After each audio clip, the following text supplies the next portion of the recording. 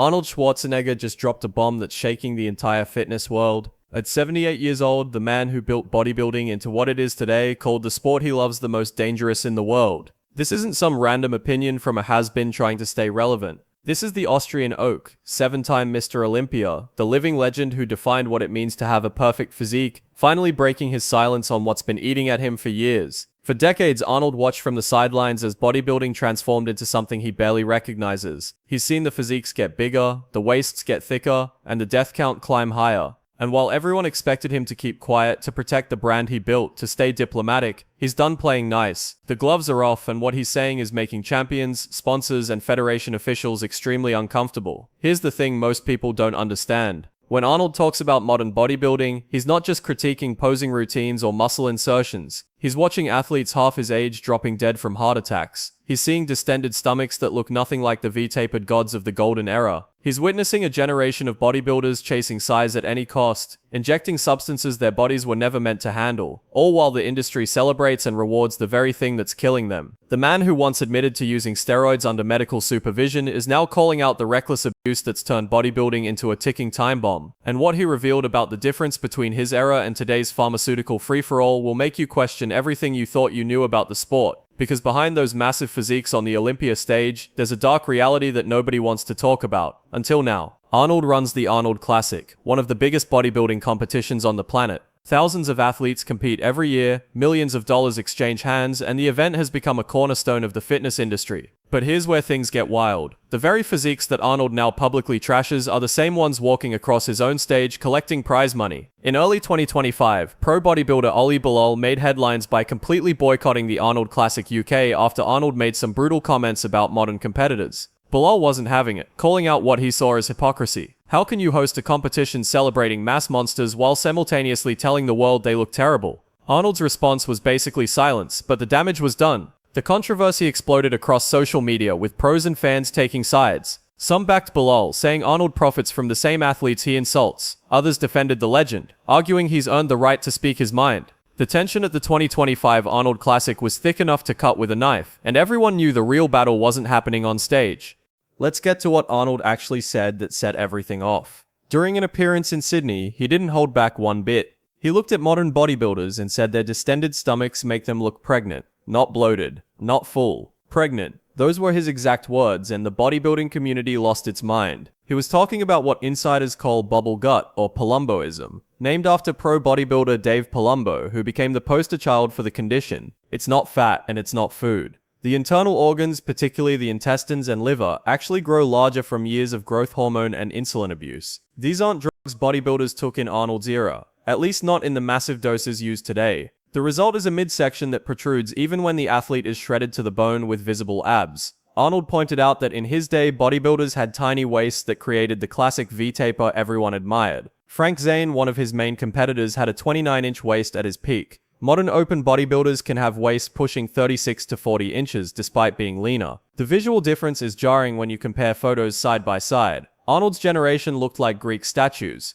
Today's champions often look like they swallowed a basketball. And Arnold's not staying quiet about it anymore. The core of Arnold's criticism goes deeper than just appearance. He keeps coming back to one simple question that he says should guide every judge at every competition. When you look at a bodybuilder on stage, ask yourself, whose body do I actually want to have? Arnold argues that if you're being honest, nobody wants to look like the current crop of mass monsters. You wouldn't want to struggle to tie your shoes because your legs are too massive. You wouldn't want to waddle instead of walk because your quads are so overdeveloped. You definitely wouldn't want a stomach that sticks out further than your chest. His point cuts right to the heart of what bodybuilding was supposed to be about. It was always presented as the pursuit of the ideal male physique, the perfect balance of size, symmetry, and proportion. Somewhere along the way, the judges started rewarding pure mass above everything else. If you came in bigger than last year, you moved up the rankings, even if your waist expanded and your proportions suffered. Arnold believes this fundamental shift in judging criteria destroyed the sport's artistic element. Bodybuilding used to be about sculpture. Now it's about who can pack on the most muscle regardless of how it looks. The incentive structure is completely broken, and Arnold's been saying it loud and clear. Arnold doesn't just complain without offering solutions. He's thrown his full support behind the classic physique division, calling it the true spirit of bodybuilding. This division has weight limits based on height, preventing competitors from becoming too massive. The aesthetic is closer to what Arnold and his peers represented in the 1970s. Chris Bumstead, the current Classic Physique Olympia champion, has become the face of this movement, and Arnold has praised him repeatedly. Bumstead has millions more social media followers than the current Open Olympia champion, which tells you everything about what the public actually wants to see. Arnold has gone on record saying Classic Physique should be the main event at the Olympia, not the Open division. That's a massive statement from someone who won the Open Olympia 7 times. He's essentially saying his own division, the one that made him famous, has become a freak show that needs to be demoted. The backlash from open bodybuilders was immediate and fierce.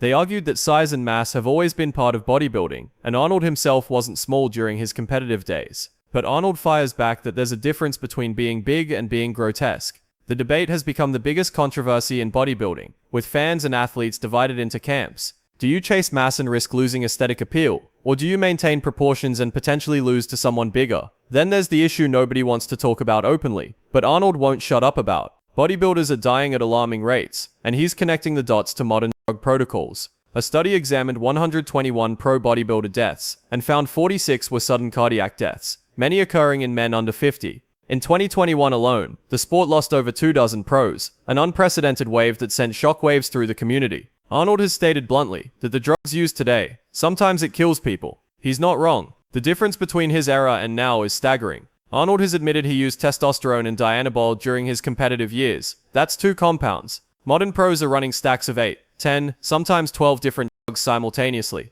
Growth hormone, insulin, multiple types of testosterone, trenbolone, various orals, peptides, and experimental research chemicals. The human body wasn't designed to process this chemical warfare, and hearts are giving out left and right. Arnold keeps repeating his mantra, bodybuilding, not body destroying. He argues that if pursuing the perfect physique means dying at 35, something is fundamentally wrong with the sport's direction. The industry response has been largely defensive, with many pros arguing that individual responsibility matters, and not everyone has problems. But the death toll keeps rising, and Arnold keeps pointing at the elephant in the room that everyone wants to ignore. Arnold's criticisms haven't gone unanswered, and some of the counterattacks have gotten personal. Dorian Yates, the 6-time Olympia winner who dominated the mid-1990s, has repeatedly clapped back at Arnold over the years. Yates represents everything Arnold now says is wrong with bodybuilding. He came in massively thick, prioritizing size and density over the aesthetic flow of Arnold's era. Yates has accused Arnold of doing what's good for Arnold, implying that the Austrian oak's opinions shift based on what benefits him financially or publicity-wise. The beef goes deep. Arnold rarely attended bodybuilding shows after retiring, and Yates has called him out for criticizing a sport he doesn't even follow closely anymore. How can you judge modern bodybuilding if you're not watching the competitions? Then there's the 1980 Olympia controversy that still haunts Arnold's legacy. He came out of retirement, competed with only 8 weeks of preparation, and somehow won a 7th Olympia title in a decision that many consider the most controversial in the sport's history. Fans and competitors thought Mike Menser or Frank Zane deserved the win. The rumor has always been that Arnold's connections and star power influenced the judges. Yates and other critics throw this back in Arnold's face when he talks about judging standards. You benefited from questionable judging and now you want to lecture everyone else. The hypocrisy accusations sting because they might have some truth to them. Now here's where things get really interesting. Arnold isn't just some retired legend throwing stones from the outside. He's got serious skin in the game. The Arnold Sports Festival, his annual mega event in Columbus, Ohio, pulls in millions of dollars every year. Prize money, sponsorships, ticket sales, vendor fees. It's a massive operation that directly profits from the very sport he's criticizing. So when he starts talking about what's wrong with modern bodybuilding, you have to wonder, is he willing to put his money where his mouth is? The contradiction is impossible to ignore. Arnold stands on stage at his own festival, watching 300-pound mass monsters flex their distended guts, knowing his event just paid them thousands to be there. He shakes hands with supplement company executives whose products fuel the pharmaceutical arms race. He poses for photos with influencers who've built entire careers on promoting the bigger is better mentality, all while collecting checks from an industry he claims is heading in the wrong direction. But here's what makes Arnold different from every other critic. He's actually trying to change the system from within. He's been pushing hard for Classic Physique to get equal prize money, equal sponsorship opportunities, equal respect on the main stage. Not as some side division or consolation prize, but as the future of the sport itself. He's been in meetings with IFBB officials, arguing that if they want bodybuilding to survive another generation, they need to stop rewarding the kind of mass that's literally killing athletes. The resistance he's facing is intense. Supplement companies don't want Classic Physique taking over because mass monsters sell more product. You can't convince some kid he needs 10 different supplements if the champion on stage looks achievable naturally. The whole industry is built on making people feel inadequate, on selling the dream that if you just buy this powder or that injection, you too can look like a freak. Classic physique threatens that entire business model because it celebrates something attainable, something sustainable, something that doesn't require destroying your health. Arnold's been brutally honest about the influencer culture that's taken over fitness. He's watched guys with 100,000 followers give advice that could get people killed. Everyone wants the easy way, the fast way to get rich and famous. Post some shirtless pics, sell some training programs, maybe push some sketchy supplements on the side. Nobody wants to put in the decades of work he did. The meticulous attention to nutrition and training that built a physique without needing a pharmacy in their gym bag. The irony isn't lost on him either.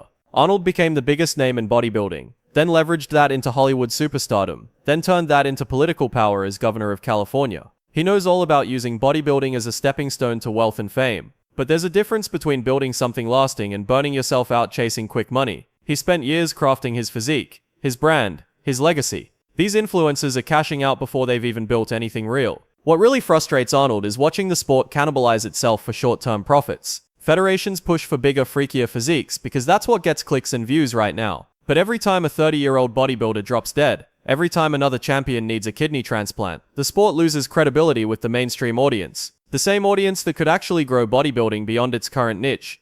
He's proposed solutions that would cost the industry money in the short term, but save the sport in the long run. Mandatory health screenings, weight limits based on height, stricter judging criteria that penalize distended stomachs, prize money restructuring that rewards classic physique competitors at the same level as open division. Every single suggestion gets shot down by people who care more about next quarter's profits than the sport's future. The Arnold Sports Festival itself has become a testing ground for his vision. He's been quietly increasing the prize money for classic physique, giving those athletes better stage placement, featuring them more prominently in promotional materials. He's using his own event to prove that you can celebrate aesthetics over mass and still sell tickets, still attract sponsors, still build something viable. Whether the rest of the industry follows his lead remains to be seen. But the financial pressure works both ways. Arnold needs his festival to succeed. He needs sponsors to keep writing checks. He needs the biggest names to keep showing up. Which means he can't push too hard, can't alienate the mass monsters completely, can't burn bridges with the supplement companies keeping the lights on. It's a delicate balance between staying true to his vision and keeping the business afloat. Some people call him a hypocrite for profiting off the same system he criticizes. Others see him as the only person with enough power and credibility to actually change things from the inside. The truth is probably somewhere in between. Arnold's watching the sport he built turn into something unrecognizable, and he's trying to course correct before it's too late.